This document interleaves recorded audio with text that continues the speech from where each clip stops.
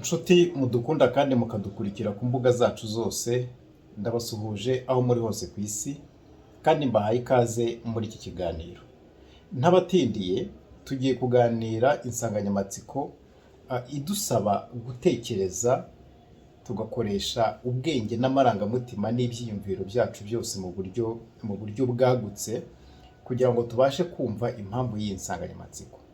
Iyi nsanganyamatsiko iravuga ngo umwami watengushye abantu be. Umwami watengushye abantu be. Ngira ngo nimvuga umwami uze kubyumva mu rwego rwagutse, kuko nawe ubwawe unteze amatwi, nawe turi kumwe, wahagarara mu mwanya uwo mwami yari ahagazemo cyangwa se ahagazemo. Ni ukuvuga ngo uyu mwami watengushye abantu be ni igishushanyo cyangwa se ni urugero dushobora kuba twafatiraho kugira ngo twumve ibijyanye n'ibyo tugiye kumvira muri iki kiganiro, kugira ngo bigire icyo bihindura mu buzima bwacu busanzwe bwa buri munsi. Rero nimvuga umwami watengushye abantu be, uze kumvamo urugero umugabo watengushye umugore we. Umugabo watengushye umugore we mu buryo bumwe cyangwa se ubundi, aho umugore ashobora kuvuga ngo nari nkwizeyemo ko uri umugabo uzabasha kundinda, uri umugabo uzabasha kumbera umutaka nugamamo izuba, umutaka nugamamo cyangwa se untwikira kugira ngo imvura itanyagira. Nari nzi ko uri umugabo uzabasha kumpa umurongo ngenderaho, uri umugabo ufata icyemezo, uri umugabo mbega mbasha kubona ko uri umugabo wanjye. Ariko warantengushye kuko mbona ahubwo ushobora kuba wagendera ku byemezo ngewe nafashe, ntabwo ubasha kunyobora. Nari nzi ko uzambera umuyobozi, nari nzi ko uzambera nyine umugabo ukambera umuyobozi, ariko warantengushye. Ntabwo nkubona nk'umuyobozi wanjye, ntabwo nkubona nk'umuntu wampa icyerekezo cy'ubuzima, ntabwo mbona wanshyira mu murongo. Warantengushye. Nicyo nari ngutegerejeho. Buryo ubwo nakubonaga, ubwo wandambagizaga, nari nkwitezemo, hari ibintu nari nkwitezemo ariko ntabwo nabibonye. Warantengushye. Aha kandi ushobora kuba ari umugore watengushye umugabo. Igihe nakurambagizaga, aho umugabo ushobora kuba ati igihe nakurambagizaga nari nzi ko uzaba umubyeyi mwiza w'abana tuzabyara, nari nzi ko tuzagendana uru rugendo mu buryo ubu n'ubu, nari nzi ko ukurikije uko nakubonaga, ukurikije uko twaganira, ukurikije uko nakubonaga muri kirya gihe, nari nzi ko mu gihe runaka uzaba uri umuntu ubasha kubaka urugo, nzajya nishimira ko twubakanye urugo. Ariko warantengushye kuko mbonaho kugira ngo tujye mbere, ahubwo dusubira inyuma. Aho kugira ngo twubake, ahubwo ndabona tujya gusenya. Warantengushye. Aha kandi bishobora kuba ari ababyeyi batengushye abana, aho abana bashobora kuba bavuga bati twebwe tukiri batoya twari tuzi, tutaragira icyo tumenya, twari tuzi ko muri ababyeyi beza, ariko uyu munsi tumaze gukura, uwaduhitishamo aho tuvukira, uwaduhitishamo imiryango twitirirwa, ntabwo tunejejwe, ntabwo twanezezwa no kongera kubahitamo nk'ababyeyi bacu, kubera ko imyitwarire yanyu, ubuzima bwanyu, imibereho yanyu ntabwo rwose ibereye ababyeyi bagombye kuturera. Mwaradutengushye kuko ntabwo muduha urugero rwiza rw'ababyeyi. Ababyeyi batengushye abana babo. Ngira ngo ibyo mvuga impande n'impande tubasha kubyumva, aho ushobora gusanga nyine abana batanejejwe no kuba bakomoka muri iyo miryango. Marerezi make, buri muntu wese uko tuvuka ntabwo duhitamo aho tuvukira. Ngira ngo waduhitishamo umubare munini w'abantu ushobora gusanga batakishimira ko bavukiye cyangwa se ko bakongera kuvukira aho hantu bakomoka. Gusa ibyo ntawe ubihitamo, ntawuhitamo umubyara, ntawuhitamo aho avukira, ntawuhitamo igihe avukira, ntawuhitamo uburyo. Gusa twese twisanga twarinjiye muri ubu buzima. Rero ahangaha nimvuga ngo umwami watengushye abantu be, ushobora gusanga nyine n'ababyeyi baratengushywe n'ababyeyi babo, kandi nawe ushobora gusanga abana bawe koko warabatengushye. Ushobora gusanga warabatengushye. ahangaha kandi ushobora gusanga ah, ari umupasiteri, ari umupadiri, ari umuyobozi w'idini mu buryo w'idini runaka, ushobora gusanga nawe yaratengushye abayoboke be, ushobora gusanga yaratengushye abayoboke be, aho bamusanga bafite ukuntu bamutekereza, bafite ukuntu bamwumva, ariko ugasanga hari ubundi buryo nyine abatenguha, ibyo bamwizeyemo ntabe ari byo abaha, cyangwa se ntabe ari byo abagaragariza. Ashobora kuba kandi ari umusirikare, ari umupolisi, cyangwa se umuntu uri mu nzego z'umutekano, akaba yatengushye abaturage ashinzwe gucungira cyangwa se kurindira uwo mutekano, aho bashobora kumubwira ati rwose twari tukwizeye ko aho turi nawe uhari nta kibazo tuzagira, kubera yuko hari ukuntu tugufitemo icyizere, ariko waradutengushye kuko twabashije kwinjirirwa ari wowe ubaye icyanzu, waradutengushye. Ushobora gusanga kandi ari umwarimu watengushye abanyeshuri. Ushobora gusanga ari umwarimu watengushye abanyeshuri, bati twari tuzi neza ko uzabasha kuturera, uzabasha kuduha ibyatugirira umumaro, ariko waradutengushye, ntabwo ibyo twari tukwitezeho ari ibyo urimo kuduha, ari byo waduhaye.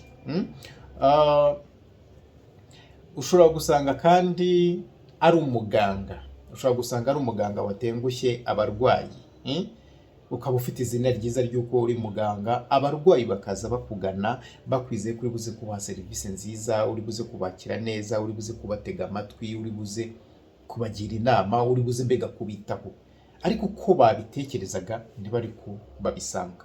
Aha rero ni ibintu byagutse cyane, ninza kuvuga ngo umwami watengushye abantu be, nawe uze kubyumva mu rwego rwagutse, kuko ushobora gusanga ari n'umuyobozi watowe n'abaturage, ushobora gusanga ari umuyobozi w'igihugu, ushobora gusanga ari umuyobozi w'intara runaka, ushobora gusanga ari n'umuyobozi wa kampani runaka, ushobora gusanga ari umuyobozi w'itsinda ry'abantu mu buryo bumwe cyangwa se ubundi, wagize uruhare rwo gutorwa, abaturage baramutoye kugira ngo ababere umuyobozi, ariko ugasanga abaturage uyu munsi barimo baravuga ngo waradutengushye, twari tuzi ko uzatugeza kuri ibi, twari tuzi ko tuzava ku rwego rumwe tukajya ku rundi, ariko waradutengushye kuko ibyo twari twiteze ntabwo ari byo turimo kubona. Rero umwami watengushye abantu be ni ikintu cyagutse, ni indorerwamo twese dushobora kuba twakireberamo, tukareba uko twubahiriza inshingano zacu ku bandi. Niba icyizere batugiriraga, ushobora gusanga ari umucuruzi watengushye abakiriya, ushobora gusanga ari umuntu utanga serivisi mu buryo bumwe cyangwa se ubundi, ushobora kuba resitora, ushobora kuba ikindi kigo runaka abantu bisangamo basa kwaka serivisi, ariko ugasanga amapublicité yatanzwe, ibyo yavuze, ibyo yabwiye abantu ntabwo ari byo abakorera. Rero ushobora kumbaza ngo ese kubera iki noneho wahisemo gukoresha umwami watengushye abantu be, kubera iki utakoresheje umuntu runaka wo gukoresha umwami? Iyi nkuru cyangwa se iki gitekerezo, iri somo rishingiye ku gitekerezo abantu benshi ku isi bazi, kubera yuko uyu mwami abantu benshi ku isi baramwizera, baramwemera, baramusenga, baramwigisha, mbega atanga ubuzima mu buryo bumwe cyangwa se ubundi, kubera yuko kumuvuga, kumwemera bituma umuntu agira imibereho mishya cyangwa se akagira ubuzima bushya. Niyo mpamvu rero zimwe mu nyandiko zamwanditsweho nazinyuzemo, nzikuramo iki kintu kugira ngo kitubere indorerwamo, buri muntu wese yakireberamo akareba niba ubuzima bwe nta hantu yatengushye abantu bamugiriye icyizere, cyane ko icyizere abantu batugirira aricyo gituma ubuzima bwacu bugenda neza, kuko buri muntu wese ni igisubizo cy'ikibazo cya mugenzi we. Rero uyu mwami ni Yesu n'umuntu we cyangwa se abantu be bahagarariwe n'intumwa ye mwene wabo Yuda. Kubera iki Yesu na Yuda ambazanye? Iyo usomye inkuru zabanditsweho cyane cyane mu gitabo cyanditswe na Yohana muri Bibiliya, abasomyi ba Bibiliya ubwo murabyumva neza. Cyane wenda nko ku gice cya 18, ku gice cya 18 niho havuga uburyo bafataga Yesu. Bivugwa ko rero Yesu nyuma y'imyaka 3 agendana n'abigishwa be, agendana n'intumwa ze 12, abantu yari yizeye kuruta abandi, yabonaga bafite ubushobozi bwo kuzatwara ubutumwa yarazanye, yagombaga kubasigira bakazabujyana hirya no hino ku isi. Yari yarabizeye rero ibyo yagendaga akora, aho yagendaga, aho yanyuraga mu bantu, uko yigishaga, byatumye abo yatoranije by'umwihariko bakagendana nawe, bakabana nawe, bamugiramo icyizere mu buryo bukomeye. By'umwihariko rero igihe bivugwa ko misiyo ye yendaga kuyirangiza, yafashe za ntumwa ze 12, abantu 12 yari yizeye kuruta abandi, yabonaga yari yarabigishije, abona ko bazashobora gukora iyo misiyo. Akuramo umugabo umwe witwa Yuda, ndetse amakuru avuga ko ngo yari na mwene wabo, ashobora kuba yari nka mubyara we. Ubwo abazi amateka y'abari abagabo wenda bazadufasha kubyumva neza. Hari igihe ngo bateguye icyitwa ngo ifunguro ryera, mbega basangiriye hamwe, bateguye guhura, basangirira hamwe, ndetse ngo byari no cyari mu gihe yifuzaga ndetse no kubasezera cyangwa se kubabwira ibyendaga kuba. Ariko ngaza kubabwira ngo umwe muri mwebwe araza kungambanira. Avuga ko nubwo bose abizera bagendana, ariko harimo umugambanyi. Buri muntu wese rero akurikije uko yamukundaga, n'uko yamwizeye, n'uko yasize ibye, n'uko afite umuhate wo kumukorera, bibaza ngo ninde uri buze kungambanira, ninde watinyuka gukora ibyo bintu. Urumva hari hajemo urujijo. Noneho aza kubaha ikimenyetso, arababwira ati rero uwo mu gihe turi buze kuba dusangira, hari uwo ndi buze guhuriza nawe ukuboko ku isahani, uwo nguwo ni uwo. Noneho ngo Yuda igihe basangiraga, abantu bose barangaye uko bari ku meza, ubwo bari bafite ukuntu barimo kuganira. Urabizi iyo abantu bari ku meza baraganira, bahuza amakuru. Ngo Yuda aza guhuza ikiganza na Yesu ku isahani, ndetse hari naho banditse baravuga ngo yaramukoreje, bavuga ngo ni inogo cyangwa se ubwo yamukatiye nk'umutsima aramuhereza. Arangije ngo Yuda amaze kurya ibyo shebuja yaramuhaye, ngahita amubwira ngo noneho ngo icyo ukora gikore vuba. Bivuze ngo bisa nkaho hari misiyo bari baziranyeho cyangwa se ikintu bari baganiriyeho bagombaga guhita bakora. Ngo uwo mwanya ngo Yuda akurwa mu bandi, ava mu bandi, arahaguruka ngo ajya kugambana. Bivugwa ko ngo Yuda yaba yarahawe ngo ibice ngo 30 ngo by'ifeza. Sinzi uyu munsi uko bishobora kuba byavunjwa ugeranije uko amafaranga avunjwa, sinzi ukuntu ubwo icyo gihe byaba byaranganaga. Noneho ngo Yuda aragenda ajya kugambana, ngo ajya kuvugana n'abasirikare, ngo n'abakuru b'abatambyi n'abagaragu babo, ngo baze bafate Yesu. Ubwo urumva aho ngaho harimo ikintu Yesu asa nkaho yari yarateguye Yuda ko icyo kintu ari we uzagikora. Noneho rero mwibuke ko ndi kuvuga ngo umwami watengushye abantu be.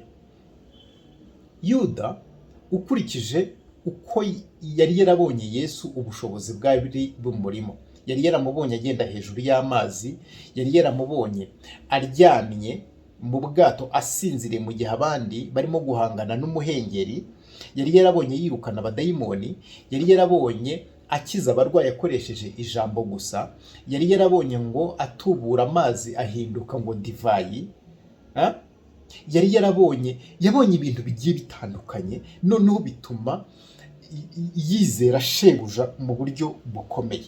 Noneho mu mitekerereze ye aravuga ati uyu muntu ubushobozi mwizeye, icyizere mwizeyemo, uyu nubwo baza kumufata yabasha kubacika, yakikiza. Guhemukira rero, gutenguha rero k'uyu mwami atenguha abantu be, by'umwihariko Yuda, nuko igihe bafataga Yesu yananiwe kwikiza, Yuda we ajya kwakira ariya mafaranga, ajya gukora icyo cyitwa ubugambanyi, yari azi neza yuko icyizere afite muri shebuja nubwo bamufata abasha kwikiza. Kandi koko bakimugera imbere ngaho bari yarababajije ngo ko munteye nimuri, muje gushaka nde hano muri aha hantu turi, muje gushaka nde? Ngo baramubwira ngo tuje gushaka Yesu. Arababwira ati rero niba mushaka Yesu ni njyewe nimumfate. Ngo basubira inyuma bagenza umugongo, ngo bose bikubita hasi, kandi Yuda nawe yarahagaze aho ngaho. Birashoboka ko nawe ashobora kuba yari kubisa hasi muri abo ngabo, ariko urumva ubushobozi bwo kuvuga ngo ni njyewe nimumfate bigakubita ingabo, abasirikare hasi bakagwa kubera iryo jwi ryonyine, byongereye Yuda icyizere cy'uko Yesu ari buze kubacika akagenda akirira amafaranga. Byatangaje Yesu rero, byabaye gutenguha gukomeye. Yuda abonye bafashe Yesu, abona bamukubita, abona bamujyana bamuhambira, abona baramukubita ahantu hose kugeza ku rwego banamubambye. Ibyo byatumye ngo Yuda ajya kwiyahura, ntiyarya na ya mafaranga kubera uburyo yari atengushywe na shebuja. Icyizere yari amufitemo cy'uko ashobora kuba yakikiza ikibi cyose cyamusatira cyarayoyotse. Yesu baramubamba, Yuda areba ngo aragenda ajya kwiyahura. Isomo ririmo hano ni irihe rero? Hari abayobozi bagiriwe icyizere n'abaturage. Ese uyu munsi ntabwo baba babatenguha? Hari abagabo batengushye abagore, icyizere abagore bari bafite mu bagabo kikaba cyarayoyotse kubera uburyo abagabo bifashe. Hari abagore batengushye abagabo, icyizere abagabo bari babafitemo cyose cyarayoyotse. Uyu munsi nk'uko Yuda yagiye kwiyahura, uyu munsi bakaba bari muri gatanya, bakaba barimo gusenya urwo batangiye bafitanye amasezerano yo kurwubaka. Uyu munsi hari abana batengushywe n'ababyeyi, kuko uyu munsi hari abana bari kubaho ubuzima bwa gipfubyi kubera ko ababyeyi babo babataye. Babataye mu rugo bababyariyemo. Papa yataye urugo, aratenguha umuryango, atenguha abana, atenguha umugore. Mama yataye umugabo, atenguha abana, atenguha umugabo, atenguha imiryango. Mwarimu yatengushye abanyeshuri n'ababyeyi bamugiriye icyizere ngo babigishirize abana. Muganga yatengushye abarwayi. Umusirikare, umupolisi yatengushye abaturage bamwizemo ko yabashungira umutekano. Umucuruzi yatengushye abakiriya kubera yuko yabijeje ko azajya abaha ibintu bya originali, ariko asigaye abahangika. Pasiteri yatengushye, padiri yatengushye abakristo, n'undi muyobozi w'idini mu buryo butandukanye. Batengushye abantu bagiye babagana, bari barushye ariko bagezeho kugira ngo baruhuke, barushaho noneho kunanirwa. Ese ntabwo waba waratengushye abantu bakugiriye icyizere? Umwami watengushye abantu be. Ni indorerwamo twireberamo kugira ngo twisuzume.